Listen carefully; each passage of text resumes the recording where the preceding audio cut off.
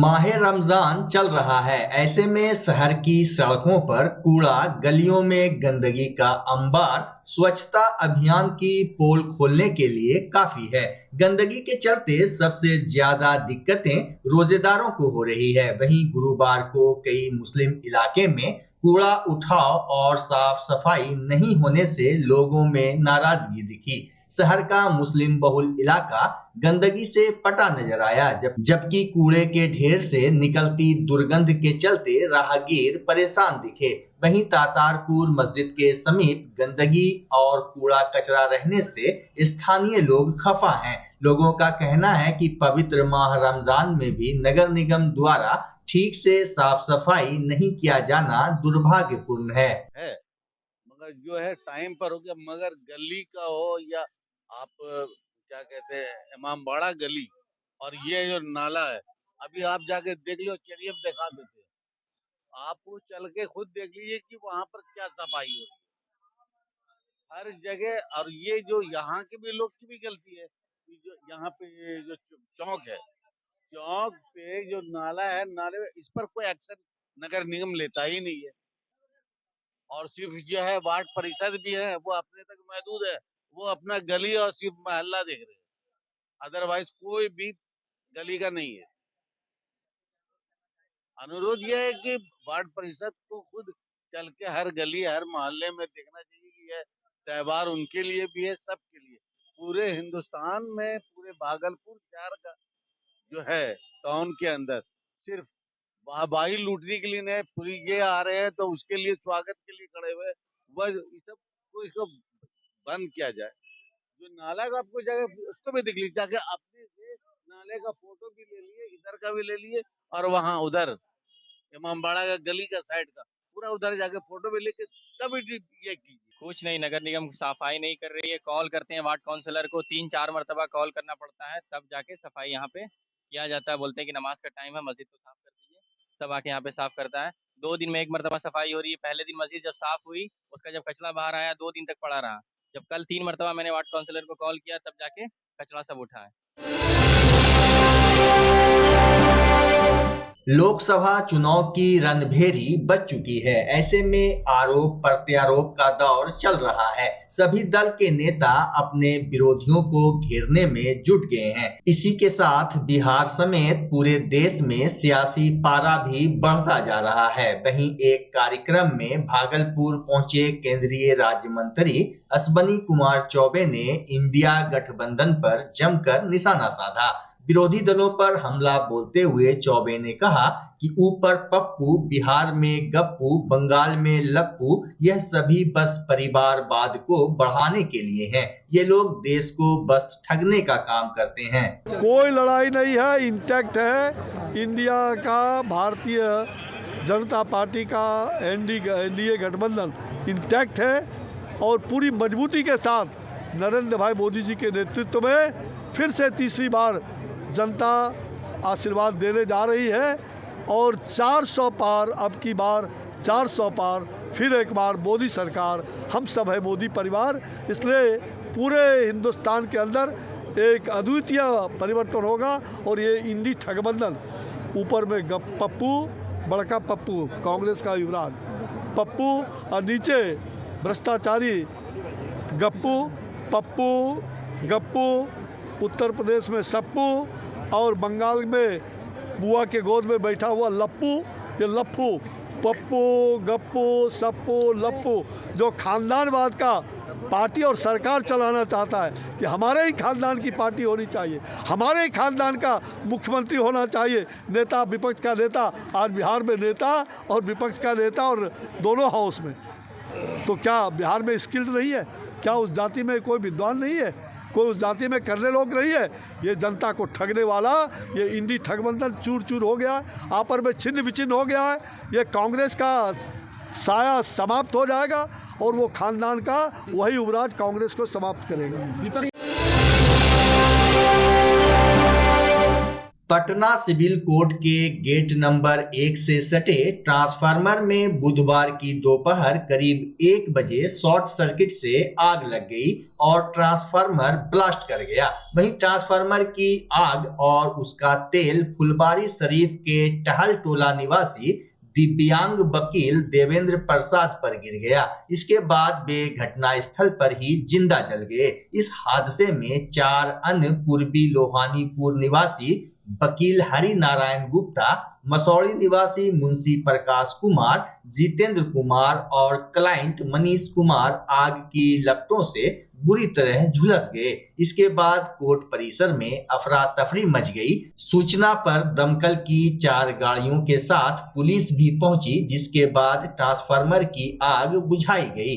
Police ने घायलों को पीएमसीएच में भर्ती कराया एवं फॉरेंसिक टीम ने सैंपल इकट्ठे किए। मामले में पुलिस ने यूडी केस दर्ज किया है। इधर घटना के बाद पटना हाईकोर्ट के chief justice K Vinod Chandran, justice Ashutosh Kumar, justice PB Bajanthri, justice Vipul M Pancholi के साथ राज्य बार काउंसिल के चेयरमैन रमाकांत शर्मा ने घटना स्थल का मुआयना किया। बिहार राज्य निर्माण मजदूर यूनियन की ओर से आज भागलपुर में विरोध प्रदर्शन किया गया। वहीं एक्टू के राज्य सह जिला सचिव मुकेश मुक्त ने कहा कि देश में भ्रष्टाचार चरम सीमा पर पहुंच गई है, जिसे कुचलने के लिए हम लोगों का आंदोलन जारी रहेगा। वहीं एक्टू से जुड़े सदस्यों ने भागलपुर के श्रम कार्यालय परिसर एवं घंटाघर के समीप अपनी मांग को लेकर जमकर प्रदर्शन किया। ये हमारा प्रदर्शन आज जो है लेबर ऑफिस में जो भ्रष्टाचार हो गया है और सामाजिक सुरक्षा का लाभ देने में अफसरों द्वारा और उसके बिचौलियों द्वारा रिश्वत की मांग की जाती है, उसके खिलाफ है। उसी के खिलाफ मजदूरों ने यहाँ पर आज आक्रोश का प्रदर्शन किया है और हम यहाँ पर एक आवेदन दे रहे हैं जिसमें 5 सूत्री मांग है हमारा। घर शिफ्ट करना हो या ऑफिस रीलोकेट करना हो, मेक माई शिफ्ट के साथ अपने सामान को सुरक्षित पहुंचाइए कहीं भी कभी भी। मेक माई शिफ्ट देते हैं residential and office relocation, long distance relocation, heavy machine shifting, packing and moving, international and intercity moving, car transportation जैसी ढेरों best services. Make my shift packers and movers. For bookings call 8298-181-018 या log on करें www.makemyshift.in।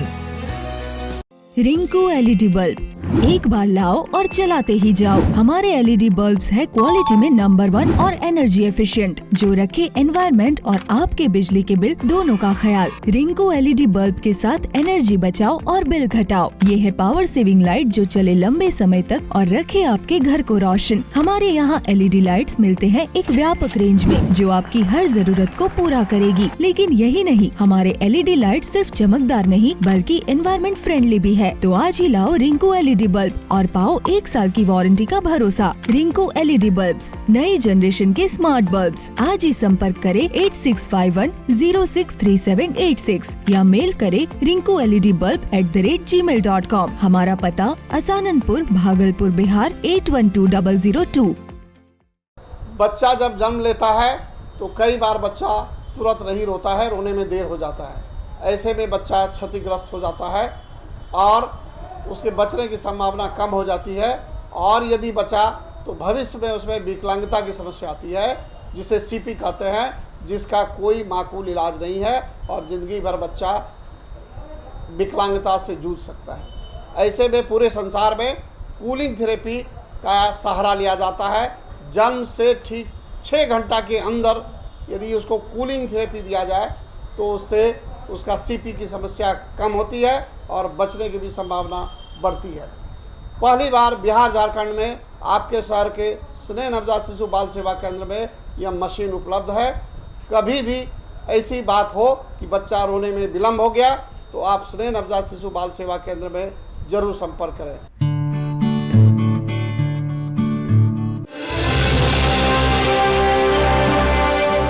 Bhagalpur Nathnagar थाना police ने बीते मंगलवार की देर रात्रि मखदूम शाह दरगाह लैन से चोरी हुई काले रंग की टीवीएस कंपनी की अपाची मोटरसाइकिल को चंपानगर के बंगाली टोला के एक गली से बरामद कर लिया। मिली जानकारी के मुताबिक नाथनगर थाना पुलिस को सूचना मिली कि एक मोटरसाइकिल लावारिस अवस्था में पड़ी हुई है। सूचना पर पहुंची नाथनगर थाना पुलिस ने बाइक को अपने कब्जे में लेकर थाना आई। वहीं जांच उपरांत पता चला कि यह बाइक बीते मंगलवार को चोरी की गई थी। बाइक चोरी को लेकर वाहन स्वामी अभिषेक आनंद ने नाथनगर थाने में प्राथमिकी भी दर्ज कराई थी। राज्य शिक्षा शोध एवं प्रशिक्षण परिषद पटना के तत्वाधान में प्राथमिक शिक्षक शिक्षा महाविद्यालय फुलबरिया के मध्य विद्यालय जगदीशपुर में तरंग कला एवं खेल उत्सव 2024 का आयोजन किया गया। उत्सव का शुभारंभ जगदीशपुर प्रखंड शिक्षा पदाधिकारी अरविंद कुमार, लेखापाल राहुल कुमार, प्रधानाध्यापक आशुतोष चंद्र मिश्र और शिक्षिका बिंदु कुमारी ने संयुक्त रूप से दीप प्रज्वलित कर किया।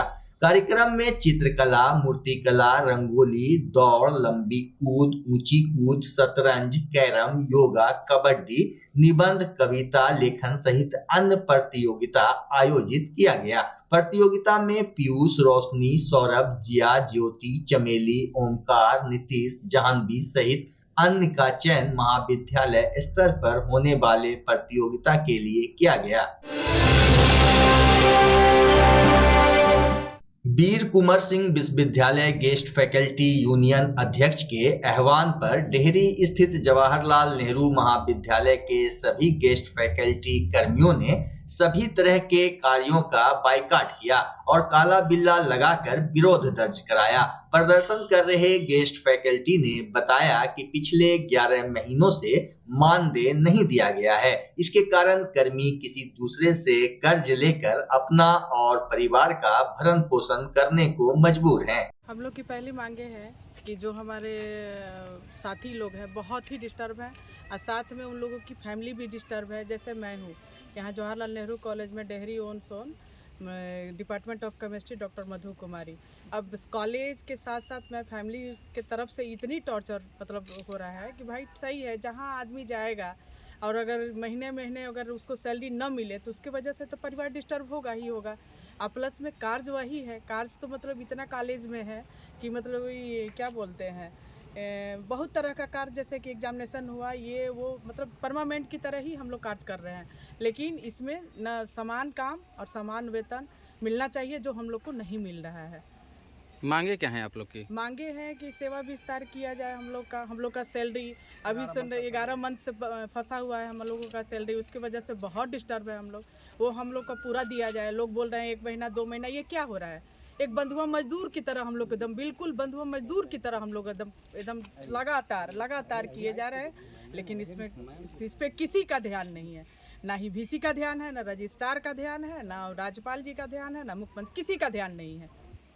अगर आप लोग की मांगे पूरी नहीं हुई तो क्या करेंगे आगे? हम लोग की मांगे पूरी नहीं हुई तो हम लोग बहुत आगे तक जाएंगे, धरना प्रदर्शन करेंगे या जो भूख हड़ताल जो भी हो या तो आत्मदाह तक भी हम लोग जा सकते हैं। अब एकदम डू एंड डाई की स्थिति आ गई है। हम लोग देखिए करो या मरो की स्थिति में है। अब भूखा जो रहता है भूखा क्या नहीं करता, समझे? हम लोग उस तरह का हो गया है। अब बहुत ही हम लोग डिस्टर्ब है।